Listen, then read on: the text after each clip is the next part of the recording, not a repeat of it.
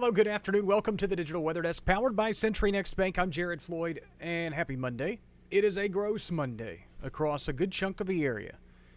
If you stepped outside to grab the mail in the deluge of rainfall that we are currently encountering here in Midtown Monroe, it'll get your attention. It is a chilly rain. It's like somebody just sprinkled cold water on you, because that's essentially what Mother Nature's doing.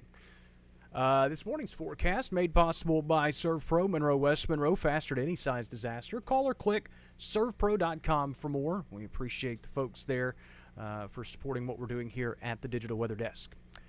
A check of the water vapor imagery, and I started this afternoon with a look at the water vapor in the mid-levels of the atmosphere, and you can see the the mid-level disturbance that's driving a lot of the rainfall out over the Texas, Oklahoma panhandle through portions of the Plain States. That's the disturbance that's kind of moving through the region and helping to drive rainfall, helping to enhance the rain as we go through the day. Out ahead of it, some pretty deep subtropical moisture in the form of these southwesterly winds that are continuing to stream that moisture in. So as you look at the radar in just a minute, and it looks like the rain's already kind of ending from west to east, keep in mind that a lot of that rain just kind of continues to backfill from the west until that disturbance moves through later on tonight.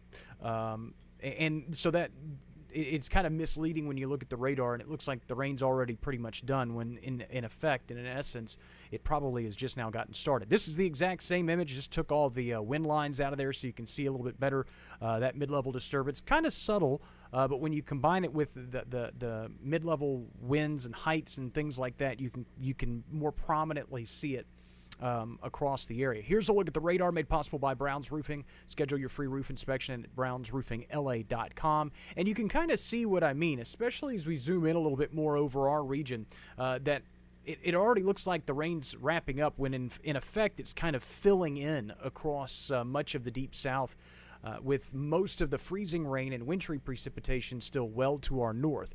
Heavier shower activity and even the occasional rumble of thunder has been noticed. We'll get back to the radar in just a minute. A check of the winter weather alerts that are out. A winter weather advisory remains in place for much of central and northern Arkansas.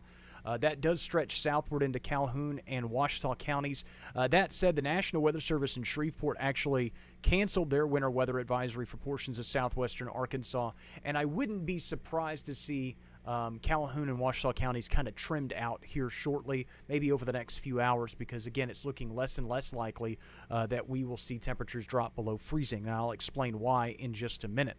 Of course, your winter weather products and all severe weather products made possible by Allegiance Health Network, providing high-quality, patient-centered care through a clinically integrated network of healthcare professionals. Now let's go back to the radar, and as we zoom in even more so across the region, I'll put the radar in motion for a few minutes.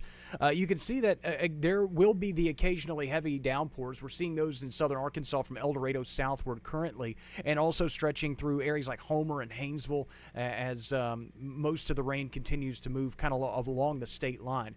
The occasionally heavy downpours are starting to fill in from Monroe back to the south or west-southwest through portions of Jackson Parish, areas like Eris and Chatham, and then maybe to the south of Jonesboro Hodge and into northwestern sections of Wynn Parish. And I guess instead of just sitting here and talking about it, we could have zoomed in a little bit more, and you can see what I'm talking about for the areas in and around Highway 167.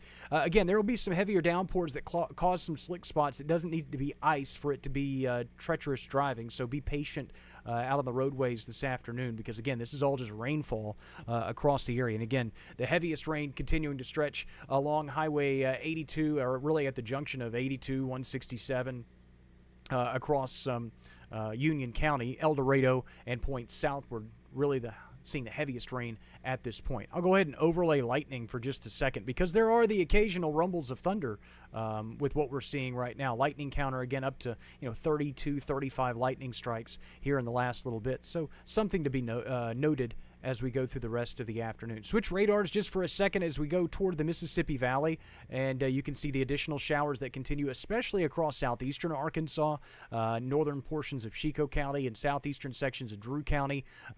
They're seeing some heftier totals, or heftier rain rates, I guess I should say. The totals have been quite manageable so far today. And then as we go back to the southwest over central sections of Louisiana into the southern parishes, again, some bands of showers starting to intensify a little bit.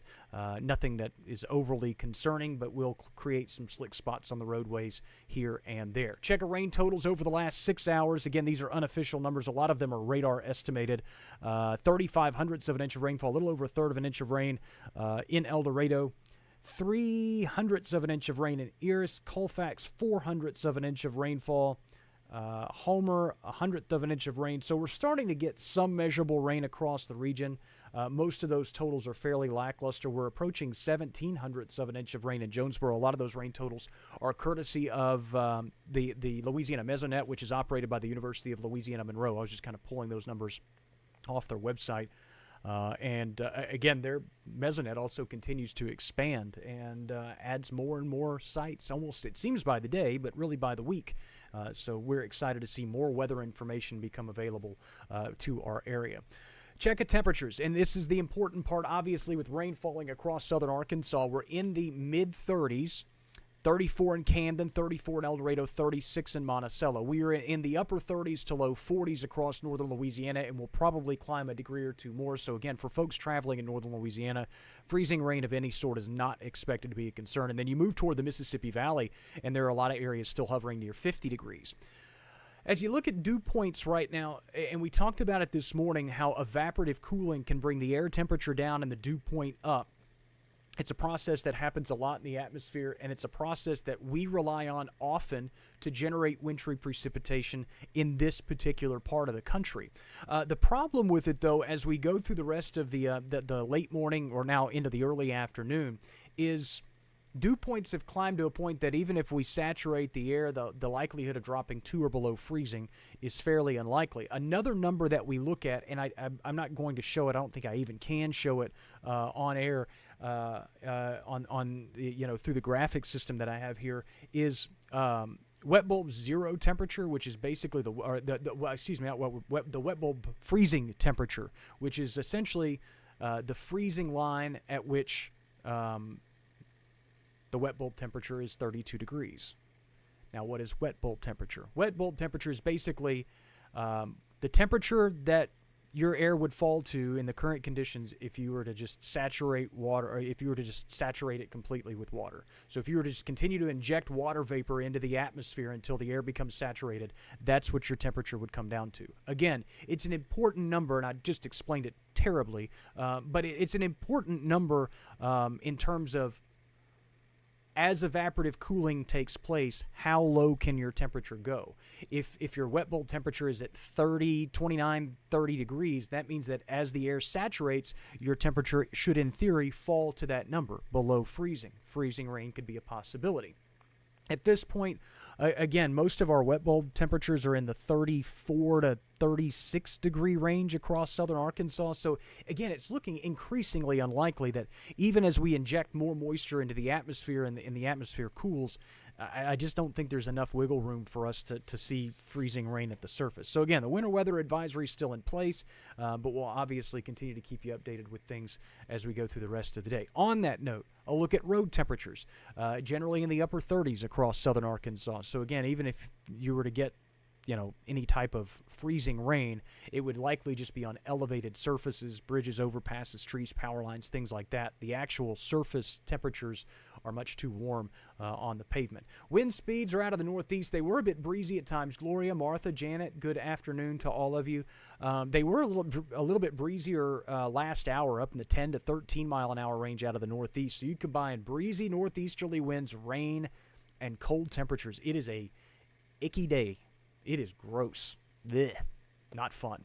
Look at the wind chill, the apparent temperature, whatever you want to call it. Again, you factor in these northerly and northeasterly winds, and it feels like 30 in Camden. It feels like 28 in Monticello. It feels like 37 in Monroe. And it also feels like someone is sprinkling water on you, which, again, is not a lot of fun. A check of Futurecast, and we had a little hiccup there, so let me back it up real quick. And it shows as we go through the nighttime hours tonight, most of the shower activity continues to flush off to the east, should wrap up by around midnight along the Mississippi Valley. Skies should gradually clear through the daytime hours Tuesday and into Wednesday, and then we bring our next frontal system through the region, next upper disturbance. that likely generate some showers starting Wednesday night through parts of Thursday, but beyond that, the forecast gets really, really unclear. Let me go a little bit more into detail with that. What I'm about to show you, shows rain moving back in late Wednesday, continuing through early Thursday, and then it's gone.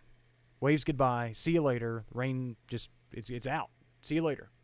Other computer models have this front stalling across the region, along with those southwesterly subtropical winds, just kind of funneling moisture in. Not necessarily a discerned, pronounced area of rainfall, but just kind of lingering rain chances through the early half of the weekend, or at least the first, at least through the daytime hours, Thursday and into Friday. Again, Futurecast here shows skies clearing, northerly winds pushing the drier air in and getting the rain out of here for Friday. That's one take on the forecast.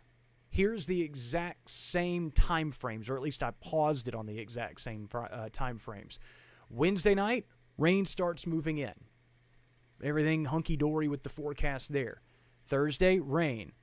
Late Thursday night, still dealing with rain, and it stays scattered into early Friday. So that Thursday night, early Friday window is still very much a question mark. And I know that's kind of tough, especially considering that we have the El Dorado Christmas Parade on Thursday evening. The forecast looks better than it did yesterday, but I would still say that scattered showers will be a possibility for parade time. We'll wait and see how that pans out, but at this point, can't rule it out, can't confirm it either. May, Leisha, thanks so much for joining in. And you'll see that in the 7-day forecast as well. I mean, we just kind of, I've been pretty conservative with the overall forecast during that stretch. Daytime highs today will vary wildly, from the upper 30s to the low 50s, depending on location. Cooler to the north, warmer to the south, especially the southeast. Winds will stay out of the northeast through much of the day. Rain chances vary depending on location, anywhere from about 60 to 80%. So again, I suggest that you check out your particular location's forecast at digitalweatherdesk.com or on the Digital Weather Desk app, available for Apple and Android users. Hello, Ethel. Overnight lows tonight will also vary wildly. Clipboard says upper 20s to near 30 across southern Arkansas, right at the freezing mark in northern Louisiana, which is indicated here, and generally mid-30s across the southern parishes and counties. Again, your exact forecast can be found at digitalweatherdesk.com or on the app. Winds are out of the north-northwest, 5 to 10. It's also very, very important to note that temperatures falling below freezing tonight will be after the rain leaves. And then a lot of folks typically ask, well, in theory, could that freeze water on the roadways if there was water on the roadway at that point on elevated surfaces? If you were to drop far enough below freezing for a long enough period of time, in theory, yes. But I, again, can't envision that being a prolonged significant issue across the area, just simply because we're not going to drop that far below freezing, and the rain will have wrapped up several hours before we drop below freezing, so it gives the roads a chance to dry out, and most of them tend to dry out relatively quickly. We're also not expecting just boatloads of rainfall today. Most of the rain totals should be manageable. 7-day forecast made possible by 3B Hardware shows the rain chances Wednesday are pretty limited. I would expect the rain chances to bump up Wednesday night. Again, the nighttime rain chances are enhanced a little bit more, and that goes through the day on Thursday. Kept some small rain chances in on Friday, just a little uncertain on how that actually shakes out. We should see a warming trend, though, climbing from the 40s to the 50s, then eventually perhaps to the low 60s by the end of the weekend. Morning lows will dip below freezing, especially for Wednesday morning. Most locations will likely be below freezing on Wednesday morning, so take note of that if you have pets, plants, things of that nature. As the rain continues here in Monroe, that is a look at your forecast at midday on this Monday, the first day of December. Of course, latest forecast is always available on the website and on the app. Your fishing game comes out later tonight. I'll join you later this afternoon, this evening, with a look at the forecast as we continue to kind of figure out what's going to happen Thursday and Friday in terms of the rain chances. Again, they're back in as early as late Wednesday and continue through the day on Thursday, but still a lot of question marks in regards to the forecast during that stretch. That's it. Have a great rest of your Monday. Be careful on the roadways. Obviously, rain expected to become a little bit more enhanced through the rest of the day. I'll keep an eye on the radar to let you know how things are faring. And again, you just be extra cautious on the roads. I'll check in with you later this afternoon. Thanks for stopping by the Digital Weather Desk, powered by Century Next Bank.